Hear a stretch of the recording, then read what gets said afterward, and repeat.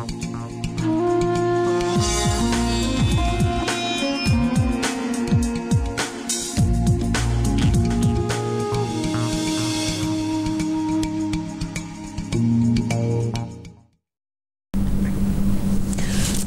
শুরু করছি রবিবারের সন্ধে সুভাষ শাস্ত্রীর সঙ্গে। কেউ বলেন অ্যাস্ট্রো ম্যাজিশিয়ান, কেউ বলেন গডম্যান, কিন্তু গতকাল সরাসরি দুজন কলার ঢুকে বললেন লাইনে এসে যে আপনি আমাদের কাছে ভগবান, আপনার উপাচারে খাতা ভরিয়ে ফেলেছি, আমরা ভালো আছি। হটসিটে আজকে রয়েছেন সেই মানুষ যার কথা এতক্ষণ ধরে বললাম, সুভাষ শাস্ত্রী, যার কথা জ্যোতিষের বেদবাক্য। সুভাষদা, শুরু করি। গতকাল আপনি যেখানে থামলেন ঠিক সেখান থেকে আমরা শুরু করব। একদম নীলের পুজো দিয়ে শুরু করছি। প্রত্যেকটি সন্তানের মা, ইভেন আমার মাও নীলের উপোস করতো, নীলের পুজো দিত। আপনি যতই মডার্ন হয়ে যাক, যতই হাই হয়ে যাক না কেন, সন্তানের মা হলে তাকে নীল পুজো করতে হবে। 3টে ফল কিংবা 5টা ফল দিয়েছেন, কি করবেন দেখুন। কিছুটা প্রসাদ হিসেবে নিজে গ্রহণ করবেন, আজকে নয় কালকে, ঠিক 24 ঘন্টা কিংবা মিনিমাম 36 আওয়ার্স পার হলে কালকে শেষের দিকে, বিকেলবেলার দিকে, কেন আজকে সকালে দিয়েছেন, দুপুরে দিয়েছেন পুজোটা, সন্ধ্যেবেলার প্রদীপ জ্বালতে বলেছিলাম। কিছুটা প্রসাদ হিসেবে গ্রহণ করা। কিছুটা প্রসাদ মানে প্রচ্ছন্নতা বেলানো। প্রসাদ তখনই অ্যাকসেপ্টেড হবে যা কিছু দান হবে, গ্রহণ হবে। ভক্তিসহ গ্রহণ, ভক্তিসহ দান। প্রসাদ মানে প্রচ্ছন্নতা। প্রসাদ কথার অর্থ আমরা কিন্তু জানি না। প্রচ্ছন্নতা মানে ভগবানের আশীর্বাদের, তার কৃপাময় আশীর্বাদ থেকে বেলানো এবং নিজে নেওয়া। তো সেটা করবেন। 5টা ফল, 3টে ফল, 2টো অ্যাকসেপ্ট করলে 1টা দান করবেন, প্রসাদ হিসাবে গ্রহণ করবেন এবং দেবেনও কাউকে। হয়ে গেল। এবার কালকে ঠিক যেখানে শেষ করেছিলাম, বাস্তু বন্ধা, বাস্তু বন্ধা, যম, ধন্বন্তরী, মহালক্ষ্মী, মহামায়া, 4টে দেবতার আমি নাম বললাম। মূলত এই 4টে দেবতা আপনার বাস্তুতে শুভ অশুভ কন্ট্রোল করে। কেন? ওয়াই? 45টা অ্যাঙ্গেল আছে একটা বাস্তুর। বাস্তু যখন পুজো হয়, মাটিকে কেটে নির্দিষ্ট কোণে তার ওই ডায়ামিটার ফেলে বাস্তু পুরুষের পুজো হয়। কিন্তু বাস্তুতে যে 4টে দেবতার প্রভাব আমরা প্রতিদিনের ডেলি লাইফে ফিল করি, সুবিধে অসুবিধে, সেটা হচ্ছে যম, ধন্বন্তরী, মহালক্ষ্মী, মহামায়া। যম কি করে? অকাল মৃত্যু। ওম যাম যমায় দণ্ডাধিপতায়। তো যম কে? যম হচ্ছে সূর্যরই পুত্র, যম হচ্ছে শনিরই ভাই। যম মহিষ বাহনায়। তো যমের প্রভাবে অকাল মৃত্যু কোনো কোনো জায়গায় দেখা গেছে। আমার মনে পড়ছে পুরুলিয়ার সেই মহিলার কথা, যে ভাড়া ঘরে ছিল তো ভালো ছিল, সুন্দর একটা গ্রামের মধ্যে বাড়ি বানিয়েছে। ওর কথা অনুযায়ী দুর্গাপুরে দেখাতে আসতো, ওর কথা অনুযায়ী সবার গ্রামের লোকের দৃষ্টি পড়ে আমাদের আর কিচ্ছু ভালো হচ্ছে না। দৃষ্টি নিশ্চয়ই পড়ে, কিন্তু দৃষ্টি পড়েই খারাপ হবে, নট দ্যাট। তো তাহলে তো যাদের দেখতে ভালো তাদের দিকে সবার, একটা ভালো মেয়ে, সুন্দরী মেয়ে বিয়ে বাড়িতে গেলে সেটা গুজে হাঁ করে সবাই তাকিয়ে থাকে। রাস্তা দিয়েও তাই করে, তাহলে সে কুচ্ছিত হয়ে যায় না? কুচ্ছিত হতে গেলে তার হরস্কোপে সেইগুলো থাকতে হবে, কিংবা তার উপরে যদি পার্টিকুলার কেউ কিছু করে তাহলে সেটা সে হতে পারে। তো হাঁ করে তাকিয়ে থাকলে কুচ্ছিত হয়ে যাবে, কিংবা তার সব চলে গেল, না, not that. I don't believe এটার সাথে হরস্কোপের কোনো মিল আছে বলে আমার জানা নেই। আপনাদের জানতে হবে যে বাস্তু বন্ধা কথাটা আমি আপনাদেরকে বলছি ভেরি কনসাসলি। বাস্তু বন্ধা মানে দেখুন, বাস্তুর মধ্যে বরুণ দেবেরও ওখানে ফাংশন রয়েছে। কি না, আপনার পায়খানার জল কোথায় যাচ্ছে আর রান্নাঘরের জল দুটোই জল। যে জলটা বাথরুমে ইউজ হচ্ছে সেটাও জল, যেটা বাসন কোসন সিঙ্কের জন্যে হাত মুখ ধোয়ার জল যাচ্ছে সেটাও জল। শহরে তো এখন দুটো জলই একটা নালা হয়ে বেরিয়ে যায় ফ্ল্যাট থেকে কর্পোরেশনের, মিউনিসিপ্যালিটির এরিয়ায়, কিন্তু গ্রামে সেরকম হয় না। গ্রামে কিংবা মফস্বলে বাড়ির মধ্যেই তার ডব্লিউসির একটা ট্যাঙ্ক বানাতো একটা কোনায়, সেইখানে গিয়ে পায়খানা বাথরুমের জল জমা হয়, তারপরে সেটা খালি করে না কি করে না চলে যাবে জানি না, কিন্তু বাড়ির মধ্যেই ট্যাঙ্ক বানাতে হতো। আমাদেরও ছোটোবেলায় বাড়ির মধ্যে, সেই বাড়ির মধ্যেই পায়খানার একটা কোনায় একটা ট্যাঙ্ক বানানো হতো। তখন এত বাস্তু সম্বন্ধে এত কনসাস ছিল না, কিন্তু প্রথম থেকেই গুজরাটি কমিউনিটি ভেরি কনসাস বাস্তু সম্বন্ধে, আর ওরাই ভারতের সব থেকে ধনী। বাঙালি নয়, বাঙালি চাকরি করা, রোজগার করা, শান্তিতে থাকবে, একটা বাড়ি বানাতে পারলে ভালো হয়, ভালোভাবে থাকবে। আর খাওয়া দাওয়া, মাছ ভাত খাওয়া দাওয়া, লোকলৌকিকতাগুলো, তা পুজো পাঠগুলো রয়েছে। কিন্তু গুজরাটিরা দে আর ভেরি কনসাস। প্রথম হচ্ছে গুজরাটি, সেকেন্ড হচ্ছে Marwari. They are very conscious how to earn money, big money. ওরা কোথায় রয়েছে ডাজেন্ট ম্যাটার, ভাড়ায় রয়েছে না কিসে রয়েছে, ফান্ড কত আছে, ফান্ড হচ্ছে ম্যাটার করে। বাঙালির কাছে তার বাড়ি, একটা তারা থাকার গৃহ হয়েছে সারা জীবনের মাথা গোঁজার, ম্যাটার করে। এই বাস্তুতে সব থেকে এফেক্ট করে ওই যে বললাম যে আপনার বরুণ দেব হচ্ছে ইন্দ্রের অংশ মানা হয়। ভগবান ইন্দ্রের গায়ের রং নীল, বরুণ দেবের গায়ের রং নীল। জলটাকে কন্ট্রোল করছে ইন্দ্র। আর এই জলটার মধ্যে যত রকম পাপের খেলা লুকিয়ে রয়েছে। বাস্তু বন্ধা কখন হয়? ডব্লিউসির জল যখন তার ঠিকভাবে না মেনে সেদিক থেকে বেরোয়। এখন তো ট্যাঙ্ক শহরে উঠে গেছে, কর্পোরেশন এরিয়া, মিউনিসিপ্যালিটি এরিয়াতে কোনো ট্যাঙ্ক হয় না, পাইপ থেকে ডাইরেক্ট বেরিয়ে, কিন্তু পাইপটা কোন দিক থেকে গেছে সেটা একটা ব্যাপার। দুটোই জল। উত্তর কোণে জল শুভ, উত্তর কোণে যদি কিচেনও থাকে উত্তর পূর্ব কোণে অসুবিধা কিছু নেই, ঠাকুরঘর থাকলে ভালো, জলের জায়গা থাকলেও ভালো। পাতকুয়া এখন উঠে গেছে, গ্রাম ছাড়া আমি আর পাতকুয়ো শহরে কেউ কাটে বলে আমার জানা নেই, ও পারমিশন দেবে আমি আর জানি না। ছোটোবেলায় প্রচুর পাতকুয়ো ছিল আমাদের পাড়ায়, আমাদের বাড়ির মধ্যে একটা পাতকুয়ো ছিল, মেশিন করে গুড়গুড় করে জল তুলতাম এরকম করে। পাতকুয়ো উঠে গেছে, পায়খানার ট্যাঙ্ক উঠে গেছে, এইসব বিলোপ, সব চিড়িয়াখানা মানে জাদুঘরে চলে যাওয়ার মতন ব্যাপার হয়েছে। গ্রামে কিন্তু এগুলো এখনও রয়েছে। যারা শুনছেন কোনো একটু মফস্বলের ভেতর থেকে, আরামবাগের কোনো ভেতর থেকে, তারা এগুলো জানে, এগুলো আইডেন্টিফাই করে ঠিক বলছেন। পাতকুয়ো আছে বাড়িতে, তার পায়খানার ইয়ে রয়েছে, চেম্বার রয়েছে। তো এইগুলো থেকে বাস্তু বন্ধা তৈরি হয় ভুল ক্যালকুলেশনে। সেই পাপ আপনাকে বহন করে চলতে হয়, সবার ওপরে চলতে হয়। ফোনে কেউ একজন আছে, আর তুমি যে কথাটা বলছিলে কালকে যে মেয়েটা বলে গেছিল, খাতা ভরিয়ে ফেলেছি, সে মেয়েটা ছটপট করছিল, 97 সালে জন্ম, বিয়ে হয়ে বাচ্চা হয়ে বাবার বাড়ি চলে গেছে, মানে ঝামেলায়। তার কথাই সম্ভবত তুমি বলছিলে, মনে হয়, মোস্ট প্রবাবলি। নমস্কার, কে রয়েছেন? হ্যালো। হ্যাঁ, আমি পূর্ব মেদিনীপুর থেকে বলছি। নাম বলতে চাইছেন না চাইছেন না? না, আমি নামটা বলতে চাইছি না। কার সম্পর্কে জানবেন? আমি আমার স্বামী সম্পর্কে জানবো। হাজবেন্ড সম্পর্কে জানবেন, বলুন। দাঁড়াও দাঁড়াও একটা মিনিট, রাশি বলে কাগজ মারি যাবে, সব গন্ডগোল হয়ে যাবে।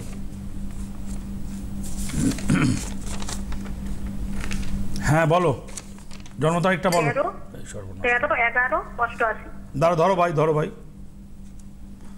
ডায়েরিটা না সরলে পড়ে যাবে না, কুচো কুচো কাগজ আছে প্রচুর। 13/11, দাঁড়াও ভাই, 13/11/88। সময় বলুন। ভোর 4টা। ভোর 4টে? ভোর 4টা মানে 12 থেকে 13 করেছে তো, না সব গন্ডগোল হয়ে যাবে কিন্তু। হ্যাঁ 13। আর কোথায় জন্ম? হাওড়া জেলা। তুমি কোথা থেকে কথা বলছো এখন?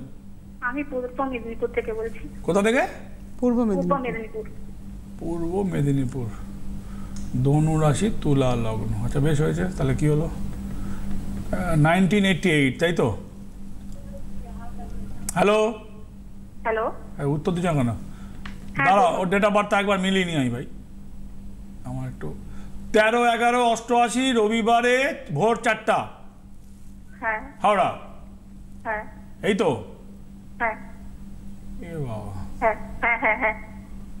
একটা করে হ্যাঁ বলবে, 3টে করে না, একটা করে হ্যাঁ বলো। তোমার এইটা বরের ছক তো? হ্যাঁ। এর অষ্টমে বৃহস্পতি বসে আছে, অর্থাৎ কিনা এই ছকটা একটু ফেলছি। অষ্টমে বৃহস্পতি বসে রয়েছে। এই অষ্টমে বৃহস্পতি বসেছে, বিয়ে হতে সমস্যা, কিন্তু বিয়েটা হয়ে গেছে। তাহলে কি হবে? তাহলে এখন বিয়ের পরে সমস্যা তৈরি হবে। এটা সরা। সমস্যা বলে তো প্রচুর শুনতে হবে। অষ্টমে বৃহস্পতি থাকলে সপ্তমে অষ্টমে বিয়ে হতে চায় না। এখানে তো হয়ে গেছে তোমার বরের ছক, তাহলে কি হবে? তাহলে সমস্যা তৈরি হবে। আচ্ছা কি সমস্যা তৈরি হবে? তোমার সাথে সংসার করাই সমস্যা তৈরি হবে, 1 নম্বর। 2 নম্বর কি সমস্যা তৈরি হবে, এর নেশা ভানের মধ্যে জড়িয়ে পড়বে। বউয়ের থেকে নেশা আপন, বউ পর। শুনতে পাচ্ছ কি বলছি? হ্যাঁ হ্যাঁ শুনছি। তাহলে উত্তর দিচ্ছ না তোকে, শুনতে হ্যাঁ কি হবে? শুনছি স্যার, শুনছি। আরে উত্তর দিতে হবে তো। মানে নেশা আপন হ্যাঁ, বউ পর শুনছি, হয়েছে। আমি বলছি নেশা আপন হ্যাঁ, বউ পর, বলছি আমি শুনছি। হ্যাঁ স্যার, ওই সবই নেশা ভান তো দূরের কথা, বউকে তো সহ্য করে, তো বাচ্চাকেও সহ্য করতে পারছে কথা না। বুঝতে পারছে না। আরে তোমার বর কি নেশা করে? হ্যাঁ হ্যাঁ হ্যাঁ।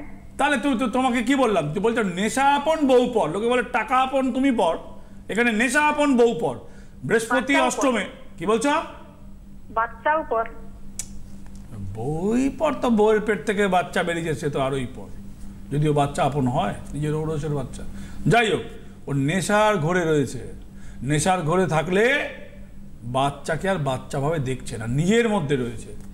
তো একটা কথা বলি আপনাদেরকে, ল্যাটিন ভাষায় এই যে আমরা ওয়াইন কথাটা বলি, এটা ল্যাটিন ভাষা থেকে এসছে। এবং এই ওয়াইফ আর ওয়াইন দেখবেন দুটো কথার মধ্যে একটা সিমিলারিটি রয়েছে। বারবার বলে দেখুন, wife wine, wine wife wife, উল্টো পাল্টা করে বলে দেখবেন। তো এই মদের বোতলে মেয়ে ছেলেকে দেখা যায়, মদের গ্লাসে দেখা যায়, ল্যাটিন শব্দ থেকে এসছে, এটা বলে দিলাম আপনাদের। দামি শুকনো নেশা একরকম, ভেজা নেশা একরকম, কিন্তু তোমার স্বামী নেশার কবজায় জড়িয়ে পড়েছে, সংসার হবে না। তুমি যদি দাঁত কামড়ে পড়ে থাকো, তাহলে 10-12 বছর গেলে কিছুটা সুধার আসতে পারে। এইবার বলো কি বলছো? এখন কি কোনো উপায় নেই যাতে ও এরকম ভালো? কোনো উপায় নেই। ও নেশার খপ্পরে থাকবে, ও নেশার খপ্পরে থাকবে। দেখো কোথাও নেশা মানুষ, দেখো বড় বড় লোকেরা ব্রিটিশরাও না মদ খেত। মদ খাওয়াটা ক্ষতি বিশাল বলছি না, যদি কেউ সিস্টেমেটিক খায়। মদের থেকে তো স্মোকিংটা আরও বেশি ক্ষতি, কিন্তু মাত্রাতিক তো সব কিছুই ক্ষতি। হ্যাঁ, তো তোমার বর মাত্রাতিক তো নেশা করে, সবই ক্ষতি। হ্যাঁ, লোকে বিদেশিরা সারা পৃথিবীর দামি স্কচ খায়, অল্প খায়, কন্ট্রোল থাকে। কিন্তু মদ খাওয়ার জন্য মদ তো তাকে খাচ্ছে, তার নিজের সেন্স নাই, কে বউ কে বাচ্চা। এ ভাই শুধরাবে না, এখন এ নেশা বন্ধ করা যাবে না। আপনার কাছে যদি যাই না ভাই, নেশা মানে আপনার মনে হচ্ছে যে সুভাষদার কাছে আসলে আপনার হাজবেন্ড যেরকম এক্সেসিভ ড্রিঙ্ক করেন তিনি ঠিক হয়ে যাবেন? আমার একদম ম্যাডাম, একদম আমার মনে হচ্ছে। কেন আমি রেগুলার, আমরা খুব সাধারণ বাড়িতে মোটামুটি আমার স্বামীর একটা লোকের দোকানে কাজ করে। লোকের দোকানে কাজ করে, সেই টাকা দিয়ে নেশা করে, চিন্তা করো। সংসার চালানো আপনার ওর জ্ঞান নাই তোরে বাবা, কি যে সব না, ওনার কাছে পক্ষে তো কঠিন, বাচ্চা নিয়ে পড়ে আছে, কি করবে? শ্বশুর বাড়ির লোকজন নিশ্চয়ই সঙ্গে নেই আশা করা যায়, তা নাহলে তো এরকম সঙ্গেও আছে সঙ্গেও নেই, এর কোনো মানে উত্তর নেই। আমার কেউ নেই, আমার শাশুড়ি আছে, আর কেউ নেই। লোকই নাই, আর কে সঙ্গে কে শাশুড়ি কি বলে, ছেলে ভালো হোক বাবা ভালো হোক, ওইভাবে তো ভালো হয় না। যাই হোক, ঠিক আছে, তুমি রাখো। আমি ভাই দেখো, নেশা আমি হাঁটিয়ে দিতে পারবো না, আমার সত্যি কথা বলতে কোনো লজ্জা নাই। আমি তোমার থেকে যেন তেন প্রকারে পয়সা নেবো, এরকম আমার intention, this is not my intention. My intention is very clear. দেখো, ফট করে নেশা ছাড়ানো যাবে না, এটা একদম পরিষ্কার। সময় দিলে কি হবে বললে? হ্যাঁ, সময় দিলে হবে, সময় দিলে হবে। সময় দিলে তো এমনি হবে, আমার কাছে কি আসার দরকার কি? সময় দিলে ও গরিব মানুষ, এমনিই হবে। ওর 5-7 বছর সময় দেয়, এমনি হবে, কমে যাবে, কমে যাবে। আমার কাছে এসে পয়সা দেওয়ার আমি যুক্তি খুঁজে পাচ্ছি না। আমার বলতে কোনো অসুবিধা নেই, আমি যুক্তি খুঁজে পাচ্ছি না। সঙ্গে থাকুন। উনি কিন্তু ওনার একটা অদ্ভুত আমি যেটা শুরু করলাম যে আপনাকে কেউ অ্যাস্ট্রোম্যাজিশিয়ান বলছেন, কেউ গডম্যান বলছেন। উনি বললেন যে আপনার কাছে আসলে ওনার বিশ্বাস যে হাজবেন্ডের নেশা আছে। হ্যাঁ, তো আমি তো ছক দেখে বললাম এটা তো হবে না, হবে যা ওটা না এলেও হবে, যেটা হবে ওটা না এলেও হবে। আমার কাছে আসার প্রয়োজন নাই, আমি বলতে কোনো বাধা নেই। আমি রাশিফলটা পড়ি। হ্যাঁ বলো, রাশিফলটা শুনুন না।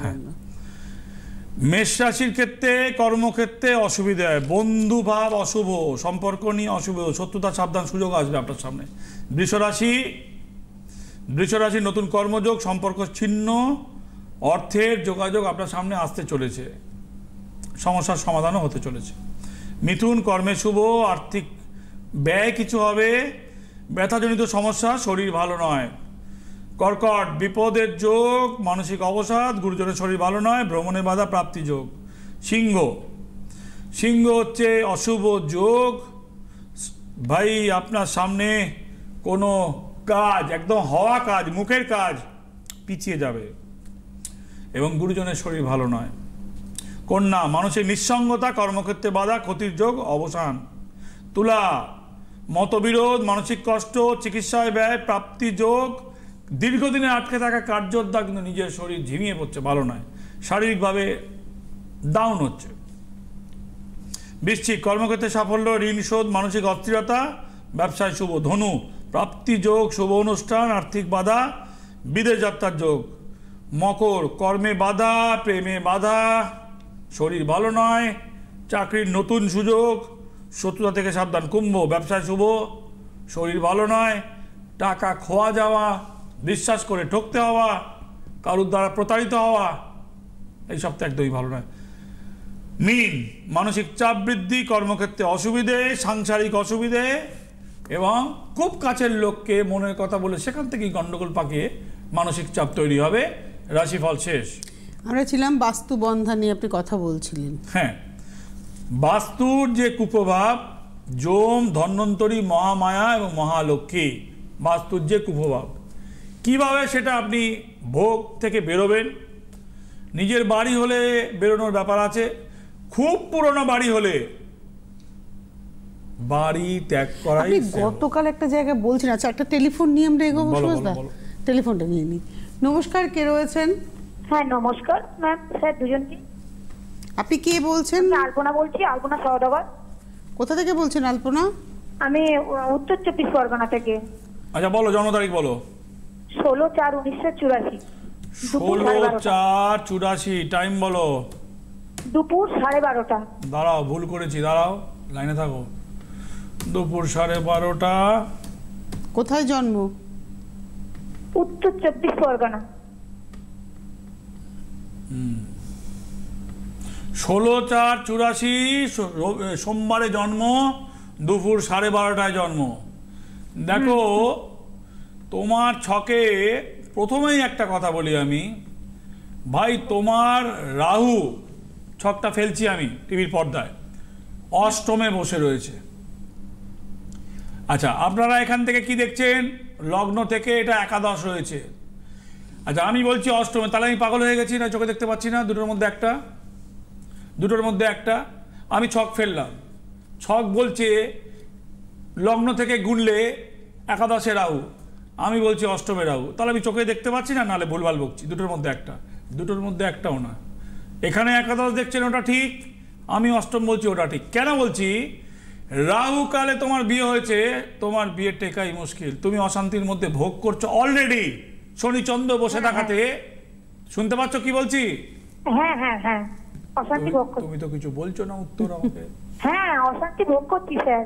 অশান্তি ভোগ করছো। আপনারা দেখুন ছকে লগ্ন থেকে একাদশে রাহু, একাদশ কি? আয় ভাব।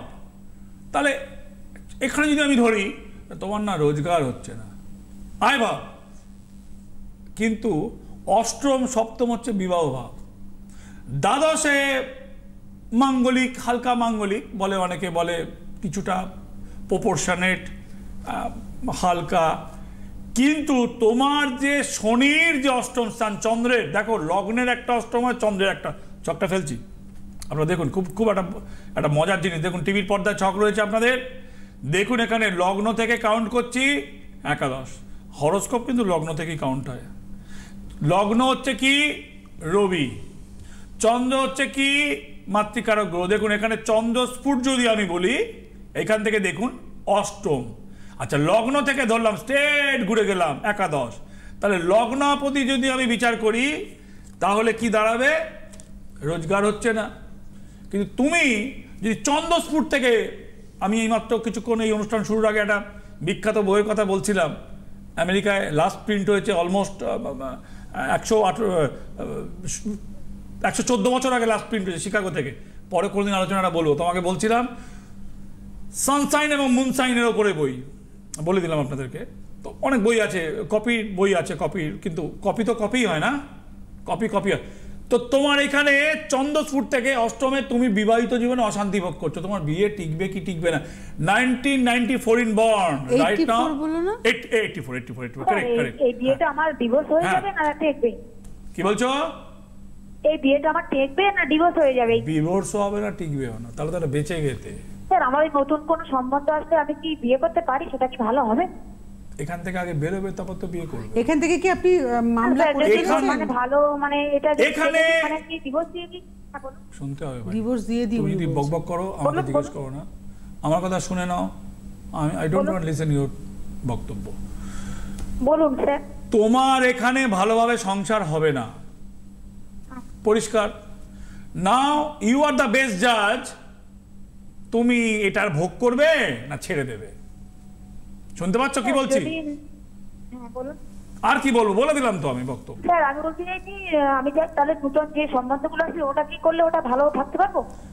তোমাকে কি বললাম, এখানে ভালোভাবে সংসার হবে না। আমার জিজ্ঞেস করছো কেন? উত্তর তো দিয়ে দিয়েছি তোমাকে আমি। আপনার কি ডিভোর্স ফাইল করে দিয়েছেন? আর যদি ডিভোর্স দিয়ে দিই সেকেন্ড বিয়েটা কি ভালো হবে? আপনি কি ডিভোর্স করে ফাইল করেছেন? না স্যার এখনো না ম্যাডাম, এখন আমি ডিভোর্সটাই শুধু দেয়নি, সইটাই দেয়নি, আর সব আমি 4 বছর আলাদাই আছি। ব্যাস, এবার সুভাষ শাস্ত্রী আপনাকে যা বলার বলে দিয়েছি যে সংসার হবে না, ব্যাস আপনি ডিসিশন নেবেন, আপনি ডিভোর্স দেবেন, আমি তো বললাম ইউ আর দ্য বেস্ট জাজ, ওভাবেই রেখে দেবেন। আপনি যেটা প্রশ্ন করছেন সুভাষ দাকে স্পেসিফিক, যে আমার যে পরবর্তী সম্পর্ক আসছে এখানে বিয়ে করলে কি ভালো হবে কিনা, এটা ওনার প্রশ্ন। আমি তো বললাম এখানে সংসার হবে না, তাহলে বিয়েরটাই সেকেন্ড জায়গায় যাওয়া বেটার। কিন্তু সেকেন্ড ওনার যদি ছকের কারেকশন না হয়, ওটা জটক বিচার না করে বলতে পারবো না। এক্স্যাক্টলি, আমি জটক বিচার না করে তোমাকে আমি একটা ঢিল মারতে পারবো না। তোমার যা ছক দেখলাম, তোমার এই সমস্যা। তুমি ভাই, তোমাকে কি বলবো, লগ্ন থেকে একাদশ, চন্দ্রস্ফুট থেকে অষ্টম, তো হরস্কোপ দুরকম ভাবে বিচার হয়। 360 ডিগ্রিটা 180 করে টোটাল ভেঙে যায়। একটা সূর্য থেকে পিতৃকারক, একটা মাতৃকারক, চন্দ্রস্ফুটের বিচার। যাই হোক, সেটা বাদ দিন আপনারা। এগুলো আমাদের সারাদিন আমি এই করে এসেছি, আমার ইন্টারনাল মানে ইনার বিচার, এগুলো আমার মেন্টালি।